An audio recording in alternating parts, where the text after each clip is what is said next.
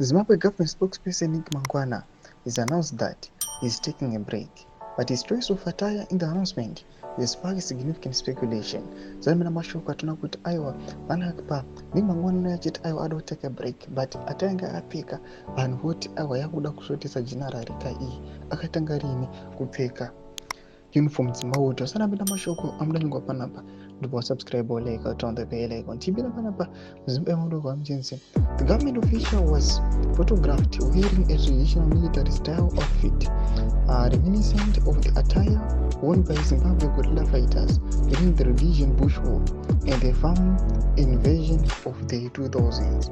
Anajiposta this picture amukona on screen akanyora caption kuti taking a break is essential for one's well-being and productivity. It helps you avoid burning out and it has both mental and emotional benefits.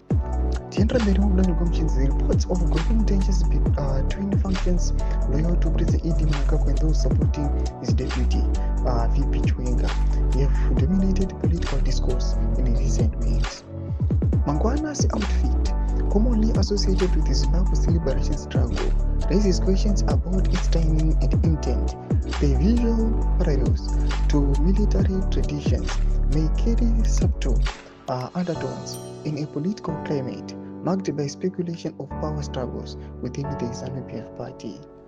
Ndo mashoko anodaro kune vanhu vachiti aiwa waiziiti panguva ino yari kuona kuti aiwa pane power struggle iripo pakati pajenerari pamwe chete nemukuru wake anouya achipfeka ataya. Mashoko ariuya panapa achiti aiwa maybe aiwa vakuda kuuya vachibhowa the vice president Constantino Chiwenga. Tudze mafunguro enyu atudie pamusoro pechitiko ichi. Pinda comment section yedu mutudze mafunguro enyu.